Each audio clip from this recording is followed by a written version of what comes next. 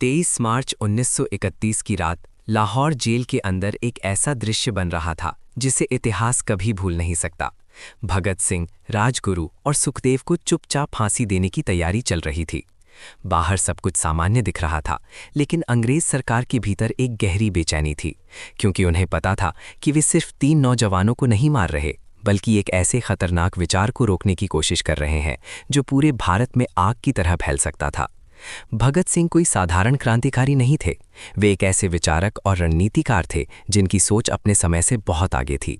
उनका मानना था कि असली क्रांति सिर्फ बंदूक या बम से नहीं आती, बल्कि तब आती है जब समाज की सोच बदलती है, जब लोग अन्याय को समझते हैं और उसके खिलाफ खड़े होने की हिम्मत रखते हैं। जब उन्होंने Hindustan socialist Republican association HSRA join की, तब तक उनका उद्देश्य बिल्कुल स्पष्ट हो चुका था। भारत को केवल अंग्रेजों से आज़ाद कराना ही नहीं, बल्कि एक ऐसा समाज बनाना जहां शोषण, असमानता और अन्याय का कोई स्थान ना हो। इसके लिए उन्होंने एक बहुस्तरीय सीक्रेट प्लान तैयार किया था, जो सीधे टकराव से ज़्यादा माइंड रेवोल्यूशन पर आधारित था। उनका पहला लक्ष्य था युवाओं को जागरूक करना, क्योंकि वे समझते थे कि बिना जागरूक और विचारशील युवाओं के कोई भी आंदोलन लंबे समय तक नहीं टिक सकता। उन्होंने अपने लेखों, भाषणों और पर्चों के माध्यम से एक ऐसी विचारधारा फैलानी शुरू की जो लोगों को सिर्फ भावनाओं में बहकर नहीं, बल्कि समझदारी और तर्क के साथ लड़ने के लिए प्रेरित करती थी। उनके शब्द किसी हथियार से कम नहीं थे, वे सीधे लोगों के दिमाग और सोच को प्रभावित करते थे। 1929 में सेंट्रल लेजिस्लेटिव असेंबली में बम फेंकने की घटना को अक्सर एक हिंसक कदम के रूप में देखा जाता है, लेकिन असल में ये उनके बड़े प्लान का एक बेहद सोच समझकर लिया गया हिस्सा था। ये बम जान लेने के लिए नहीं था, बल्कि एक प्रतीकात्मक संदेश देने के लिए था। बहरों को सुनाने के लिए धमाका जरूरी है। भगत सिंह और बटुकेश्वर दत्त ने जानबूझकर खुद को गिरफ्तार करवाया, क्योंकि वे जानते थे कि भागने से उनका प्रभाव सीमित रह जाएगा, लेकिन गिरफ्तारी देकर वे अदालत और मीडिया को एक मंच के रूप में इस्तेमाल कर सकते हैं। उनका ट्रायल एक कानूनी प्रक्रिया नहीं, बल्कि एक क्रांतिकारी अभियान बन गया, जिसमें उन्होंने अपने विचारों को पूरे देश तक पहुंचाया। जेल में रहते हुए भी उन्होंने संघर्ष जारी रखा। उन्होंने कैदियों के अधिकारों के लिए लंबी भूख हड़ताल की, अंग्रेजों की अमानवीय नीतियों को उजागर किया और why I am an atheist जैसे लेखों के माध्यम से लोगों को अंधविश्वास से बाहर निकलकर तर्क और वैज्ञानिक सोच अपनाने के लिए प्रेरित किया। उनके सीक्रेट प्लान का सबसे महत्वपूर्ण हिस्सा था एक मास रेवोल्यूशन ट्रिगर तैयार करना। भगत सिंह को यह एहसास था कि उनकी फांसी एक ऐसी घटना बन सकती है जो पूरे देश में आक्रोश और जागरूकता की लहर पैदा कर दे। वे चाहते थे कि उनकी शहादत एक चिंगारी बने जो युवाओं को एकजुट होकर ब्रिटिश शासन के खिलाफ खड़ा होने के लिए प्रेरित करे। इसी के साथ HSRA के माध्यम से देश भर में छोटे छोटे संगठित समूह बनाए जा रहे थे जो सही समय आने पर एक साथ कार्रवाई कर सकें। ब्रिटिश प्रशासन उनके संचार तंत्र और सत्ता के प्रतीकों को निशाना बनाकर पूरे सिस्टम को हिला सकें। ये एक तरह का कोऑर्डिनेटेड रेवोल्यूशन था जो अगर सफल होता तो अंग्रेजी शासन की नींव हिल सकती थी। लेकिन अंग्रेज सरकार इस बढ़ते खतरे को समझ चुकी थी। उन्हें एहसास हो गया था कि भगत सिंह को जिंदा रखना उनके लिए और भी बड़ा खतरा बन सकता है, क्योंकि उनकी सोच और विचार लगातार लोगों तक पहुंच रहे थे। वे जानते थे कि ये लड़ाई अब सिर्फ हथियारों की नहीं रही, बल्कि विचारों की हो चुकी है, और विचार किसी भी हथियार से ज़्यादा शक्तिशाली होते हैं। इसी डर के चलते उन्होंने एक जल्दबाजी में फैसला लिया। फांसी की तारीख को आगे बढ़ा दिया गया और 23 मार्च 1931 की रात को ही बिना किसी सार्वजनिक सूचना के उन्हें फांसी दे दी गई। इसका उद्देश्य साफ था, जनता को इकट्ठा होने और इस घटना को एक बड़े आंदोलन में बदलने का मौका ही ना दिया जाए। फांसी के उस आखिरी पल में भी भगत सिंह, राजगुरु और सुखदेव के चेहरे पर डर नहीं, बल्कि आत्मविश्वास और संतोष था। इंकलाब जिंदाबाद के नारों के साथ उन्होंने मौत को गले लगाया, क्योंकि वे जानते थे कि उनका सपना भले अधूरा रह जाए, लेकिन उनकी सोच कभी खत्म नहीं होगी। उनकी शहादत ने पूरे देश को झकझोर दिया, लाखों युवाओं को प्रेरित किया, लेकिन वो संगठित और सुनियोजित क्रांति जिसकी नींव वे रख रहे थे, वो पूरी तरह आकार नहीं ले पाई। अगर भगत सिंह को कुछ और समय मिलता तो शायद भारत में एक अलग तरह की क्रांति देखने को मिलती, जहां आज़ादी सिर्फ सत्ता परिवर्तन नहीं, बल्कि एक सामाजिक और आर्थिक बदलाव का रूप लेती। शायद भारत को आज़ादी जल्दी मिलती और देश का ढांचा आज से अलग होता।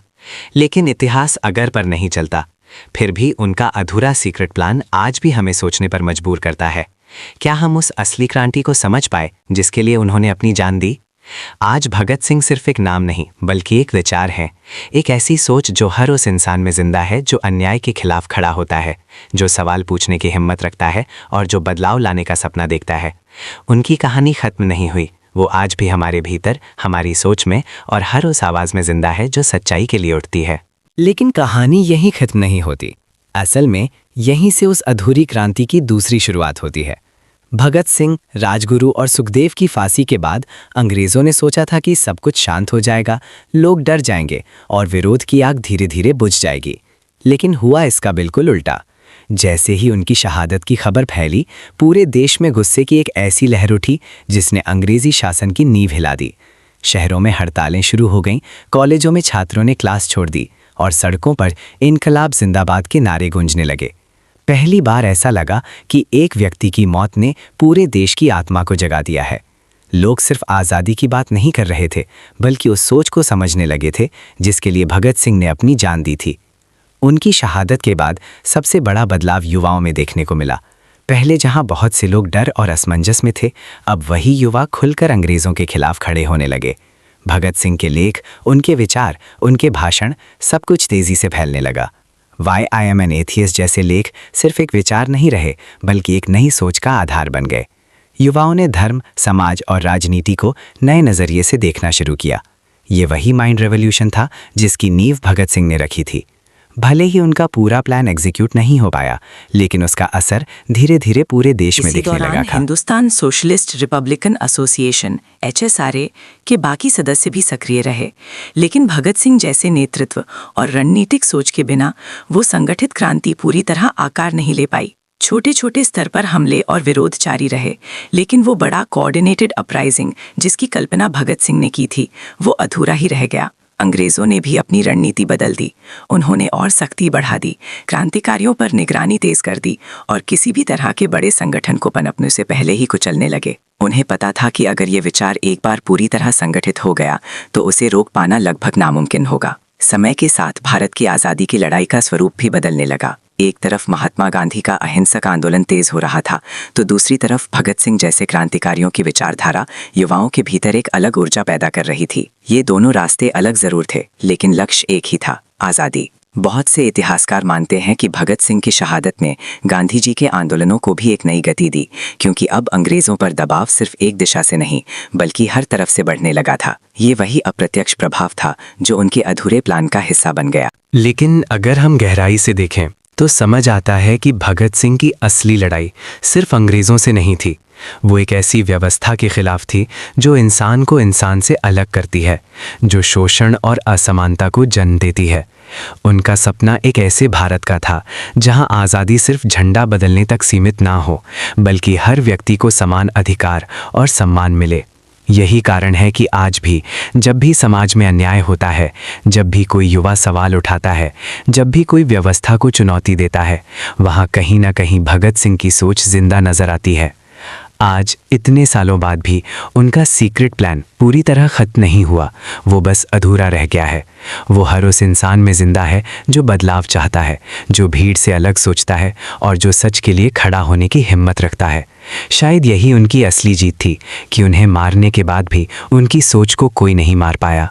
उनकी कहानी एक अंत नहीं, बल्कि एक ऐसा अधूरा अध्याय है जिसे हर नई पीढ़ी अपनी तरीके से पूरा करने की कोशिश कर रही है। समय बीतता गया, देश आज़ाद हो गया, सत्ता बदल गई, झंडा बदल गया, लेकिन क्या वो सपना पूरा हुआ जिसके लिए भगत सिंह ने अपनी जान दी थी? यही सवाल आज भी हवा में तैरता है। आज़ादी के बाद भारत ने लोकतंत्र अपनाया, संविधान बना और एक नई शुरुआत हुई, लेकिन समाज के अंदर मौजूद असमानता, भ्रष्टाचार और शोषण पूरी तरह खत्म नहीं हो पाए। यही वो अधूरी कड़ी थी जिसे भगत सिंह अपने सीक्रेट प्लान के जरिए बदलना चाहते थे। उनका मानना था कि असली आज़ादी सिर्फ राजनीतिक नहीं, बल्कि सामाजिक और मानसिक भी होनी चाहिए, जहां हर इंसान बिना डर, बिना भेदभाव और बिना अन्याय के जी सके। धीरे धीरे नई पीढ़ी आई, नई सोच आई, लेकिन हर दौर में कुछ ऐसे लोग जरूर रहे जिन्होंने भगत सिंह के विचारों को जिंदा रखा। कभी किसी छात्र आंदोलन में, कभी किसी अन्याय के खिलाफ उठती आवाज में, तो कभी किसी युवा के सवालों में उनकी सोच बार बार सामने आती रही। इनकलाब जिंदाबाद सिर्फ एक नारा नहीं रहा, बल्कि एक भावना बन गया, एक ऐसी भावना जो हर उस इंसान के अंदर जलती है जो गलत के खिलाफ खड़ा होने की हिम्मत रखता है। ये वही अधूरी क्रांति है जो वक्त के साथ रूप बदलती रही, लेकिन कभी खत्म नहीं हुई। आज के दौर में जहां जानकारी की ताकत सबसे बड़ी ताकत बन चुकी है, भगत सिंह की सोच और भी ज़्यादा प्रासंगिक हो जाती है। उन्होंने जिस माइंड रेवोल्यूशन की बात की थी वो आज इंटरनेट, सोशल मीडिया और जागरूकता के माध्यम से एक नई दिशा ले चुकी है। अब लड़ाई सिर्फ सड़कों पर नहीं बल्कि विचारों, शब्दों और सच्चाई के जरिए भी लड़ी जा रही है। लेकिन इसके साथ ही एक चुनौती भी है, सही और गलत के बीच फ़र्क समझने की, भीड़ का हिस्सा बनने के बजाय सच के साथ खड़े होने की। यही असली परीक्षा है उस सोच की जो भगत सिंह हमें देकर गए थे। कभी कभी ऐसा लगता है कि उनका सीक्रेट प्लान अधूरा नहीं बल्कि अधूरा छोड़ दिया गया था, ताकि हर पीढ़ी उसे अपने समय के हिसाब से पूरा करे। क्योंकि क्रांति कोई एक घटना नहीं होती, वो एक प्रक्रिया होती है जो लगातार चलती रहती है।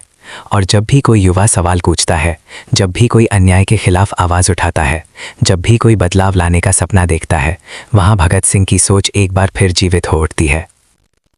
शायद यही उनकी असली विरासत है कि उन्होंने हमें सिर्फ आज़ादी नहीं बल्कि सोचने की आज़ादी दी, सवाल करने की हिम्मत दी और सच के लिए खड़े होने की ताकत दी।